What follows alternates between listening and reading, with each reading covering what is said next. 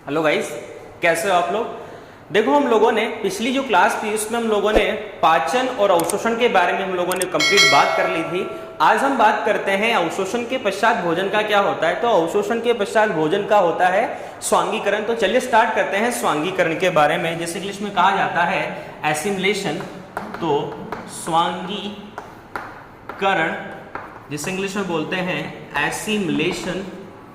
Assimilation या स्वांगीकरण का मतलब क्या होता है? भोज्य पदार्थों के पाचन के पश्चात जो पचित पदार्थ जो होते हैं, यानी पचित भोज्य पदार्थों को अवशोषित करने के पश्चात रक्त की सहायता से शरीर की विभिन्न कोशिकाओं में पहुंचाने का जो कार्य होता है उसे ही कहा जाता है स्वांगीकरण।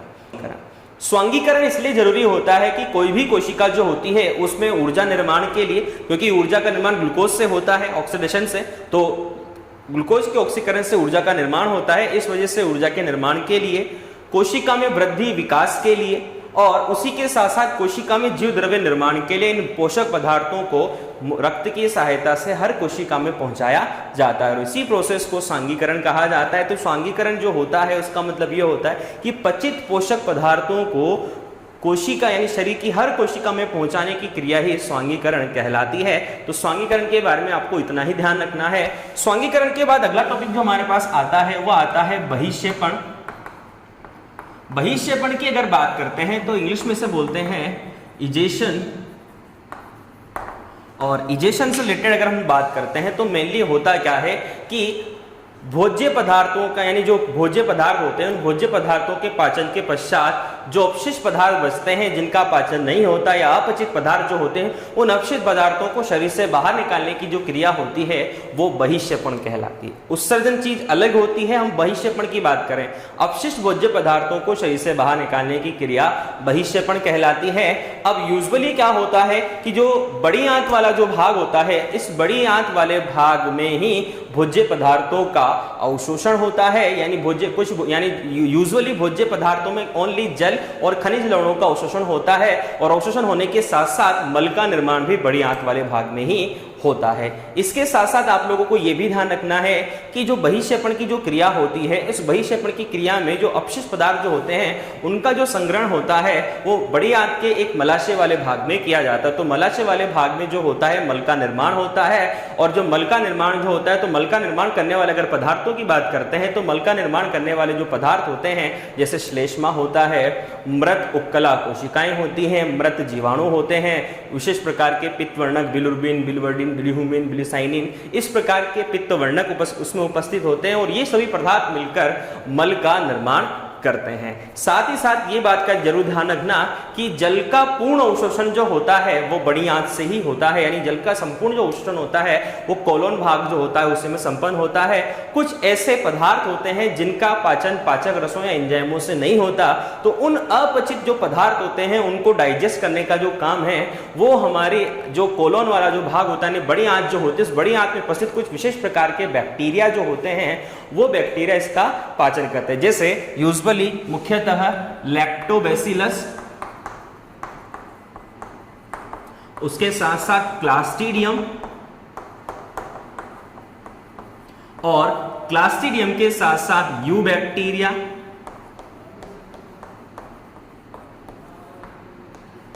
प्रो स्ट्रेप्टोकोकस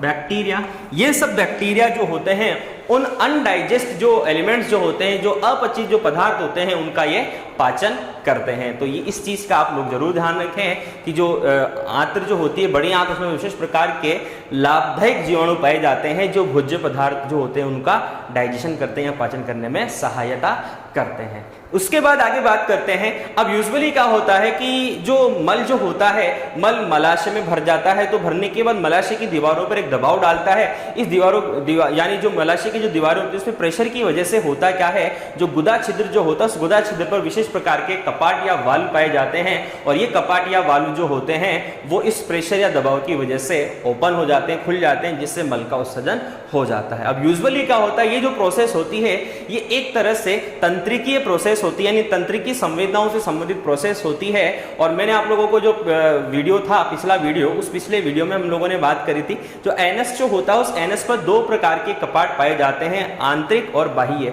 तो आंतरिक जो होता है वो तो कौन से पेशियों से मिलकर बना होता है, अनैच्छिक पेशियों से, और बाह्य जो होता है वो ऐच्छिक पेशियों से। तो यूजुअली क्या होता है, एक तंत्रिकीय प्रतिवर्त प्रक्रिया जो होती है, उस तंत्रिकीय प्रतिवर्त प्रक्रिया के फलस्वरूप ही मल का उत्सर्जन होता है, और मल के उत्सर्जन में लगने वाला जो दाब होता है वो 20 mmHg होता है। तो इस चीज का जरूर ध्यान रखें। तो 20 mmHg जो मल के उत्सर्जन में लगने वाला दाब होता है। उसके बाद ये तो हम लोगों ने कंप्लीट बात करी जो पाचन तंत्र था उससे संबंधित। यहां पर हमारा पाचन तंत्र जो होता है वो कंप्लीट हो जाता है। अब हम बात कर लेते हैं कि पाचन से संबंधित कुछ और टॉपिक्स हैं जो आपके सिलेबस में हैं। तो सबसे पहले बात कर लेते हैं हम कुपोषण व कुपोषण से संबंधित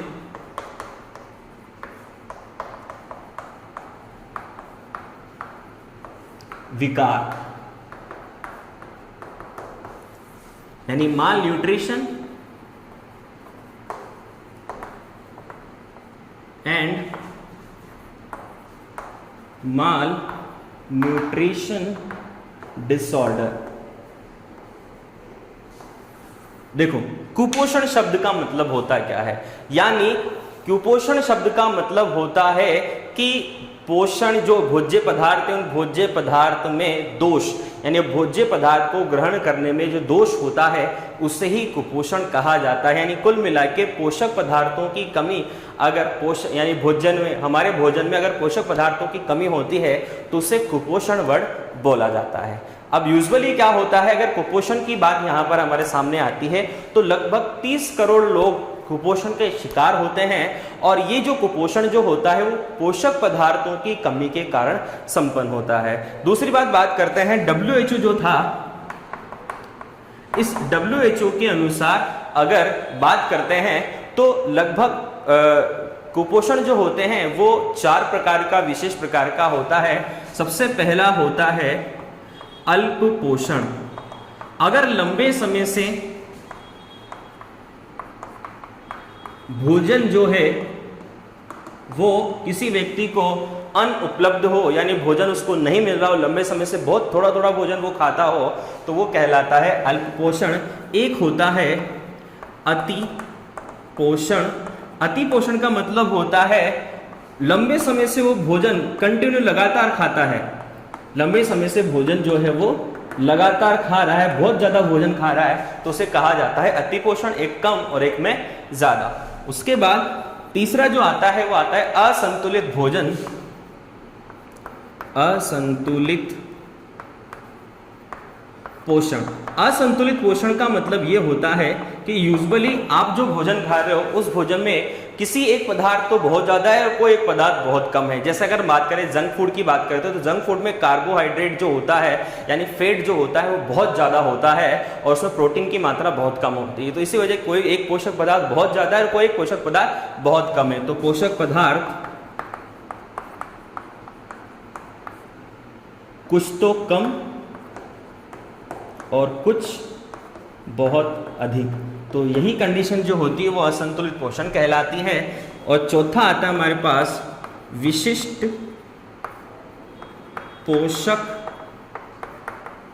न्यूनता। और विशिष्ट पोषक न्यूनता की बात करते हैं तो कुछ ऐसी विशिष्ट पोषक पदार्थ भोजन में होने चाहिए। उन विशिष्ट पोषक भोज्य पदार्थ जो होंगे अगर उस भोजन में नहीं है तो किसी एक विशेष पोषक पदार्थों की कमी के कारण जो पोषक न्यूनता आती है वो विशिष्ट पोषक न्यूनता कहलाती है। तो विशिष्ट पोषक पदार्थों की कमी के कारण विशिष्ट पोषक पदार्थ की कमी, तो विशिष्ट पोषक पदार्थों की कमी के कारण इस प्रकार की पोषक न्यूनता पाई जाती है। अब WHO ने कुछ विशेष प्रकार के कुपोषण से संबंधित 5 जो रोग हैं उनके बारे में डिफाइन किया, तो उनकी और बात कर लेते हैं। सबसे पहला आता है क्वाशियोरकर।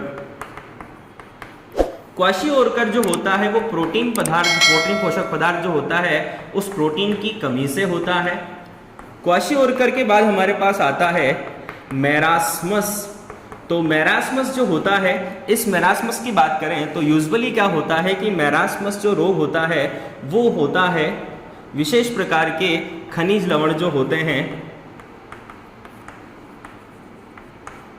की कमी से और साथ ही साथ प्रोटीन की कमी हो, उससे भी ये रोग होता है। इसके बाद अगला जो रोग आता है वो अगला रोग आता है जीरोप्थेल्मिया। जीरोप्थेल्मिया जो रोग होता है वो विटामिन जो होते हैं उसकी कमी के कारण होता है।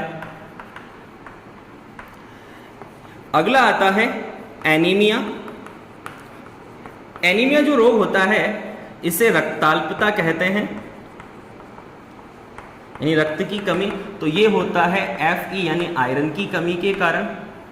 और उसी के साथ पांचवा जो आता है वो आता है गलगंड, जिसे गोइटर डिजीज बोलते हैं। तो ये गलगंड जो रोग होता है ये होता है आयोडीन की कमी से। तो इस प्रकार विशेष प्रकार के WHO ने 5 प्रकार के पोषण से संबंधित रोगों के बारे में बताया। देखो हम लोग अब बात कर लेते हैं विटामिन जो है उनके रासायनिक नाम कैसे याद करें। तो उसके लिए एक ट्रिक मैंने बनाई है, तो उस ट्रिक के बारे में बात कर लेते हैं। देखो ट्रिक जो होती है, विटामिन को अगर याद करते हैं तो यूजुअली विटामिन जो होते हैं वो देखो कौन कौन से विटामिन होते हैं। तो एक ट्रिक आपको याद करनी है, रथ पर एक टॉफी, यानी रथ पर एक टॉफी रखी हुई है, ठीक है, यानी एक रथ है तो उस रथ पर एक टॉफी रखी हुई है। इसी से आपको विटामिन जो उसके नाम याद करने हैं, जैसे vitamin A, B, C, D, E और एक के। तो देखो जिसको मैं अंडरलाइन कर रहा हूं उसी से आपको नेम रिलेटेड करना है।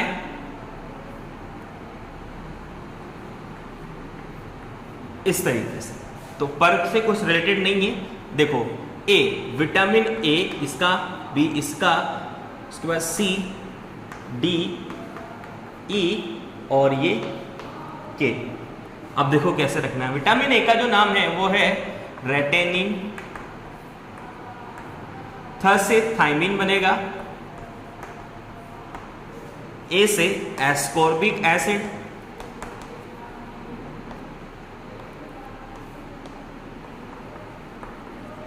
उसके बाद डी से कैल्सीफेरोल और ट से टोकोफेरोल और फ से फिलिक्यूनोन। अब विटामिन जो बी होता है, ये विटामिन बी जो होता है वो संयुक्त विटामिन होता है। तो संयुक्त विटामिन होने की वजह से ये बहुत सारे टाइप का होता है।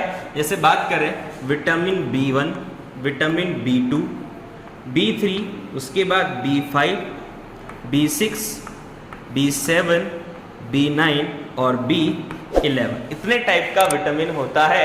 इन सब के भी नाम हैं, अलग अलग केमिकल टर्म्स हैं। तो उसके बारे में बात करते हैं। तो हम ट्रिक लिखते हैं, थी राई की निको पेंट पाई बायो ने फास कर। तो देखो इसको आपको याद करना है। थी ये है विटामिन B1, राई ये है विटामिन B2, निको B3, पेंट B5, पाई B5 हो गया, B6, बायो B7, फ यानी ये जो फ है वो है B9 और स जो है वो है B11। तो इस तरीके से आपको ये चीज को कंसल्ट करना है। अब देखो B1 जो है, इस B1 का जो नाम बनाएंगे वो बनाएंगे थाइमीन, थी। B2 का नाम राई से राइबोफ्लेविन, राइबोफ्लेविन। उसके बाद निको,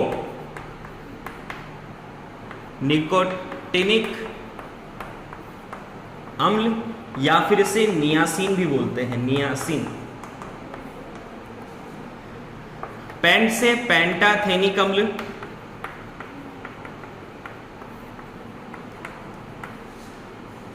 पाई से पायरिडोक्सिन,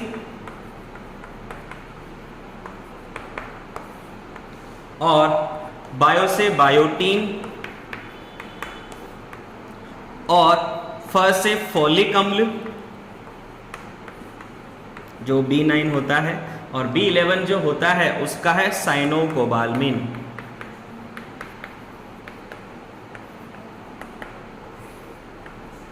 तो इस तरीके से आप लोगों को बी कॉम्प्लेक्स के जो नेम हैं, जो केमिकल कॉम्पोजिशन के जो नेम हैं वो आपको याद रखने हैं, और ये नॉर्मल जो विटामिन है उसके नाम आपको याद रखने हैं। अब आपके सिलेबस में एक टेबल दे रखी है, यानी आपके जो चैप्टर है उसमें उस टेबल से रिलेटेड आपको विटामिन बी, ए, सी, डी, ई और ये सब जो हैं इन सब से रिलेटेड एक टेबल दे रखी है। तो उस टेबल को आप लोग बुक से देख लें। उस टेबल में उससे रिलेटेड सारी चीज़ें कि किससे कौन सा रोग होता है। जैसे नॉर्मली अगर बात करते हैं तो विटामिन ए जो होता है, इस विटामिन ए से जो नेत्र संबंधी जो रोग होता है, रतौंधी जो रोग होता है वो इससे होता है, इसकी कमी से। विटामिन बी से बेरी रोग होता है, विटामिन सी की कमी से स्कर्वी रोग होता है, विटामिन डी जो होता है इस विटामिन डी की कमी से सूखा रोग जिसे बोला जाता है वो होता है। विटामिन ई जो होती है इससे बाल का झड़ना वगैरह जो होता है, वो चेहरे पर झुर्रियाँ वगैरह जो पड़ जाती हैं वो होता है, और विटामिन के से रक्ताल्पता संबंधी रोग होता है। तो इस चीज़ों के बारे में आप लोग ध्यान रखें। और ये बी कॉम्प्लेक्स जो होता है उससे भी अलग अलग विशेष प्रकार के रोग होते हैं, तो वो सारे रोग आपके टेबल में दे रखे हैं, तो उसको आप वहाँ से देख लें। तो इस प्रकार हमारा जो चैप्टर होता है वो कंप्लीट होता है, और नेक्स्ट चैप्टर में मिलते हैं श्वसन तंत्र के साथ। आज के लिए इतना ही। Thank you so much.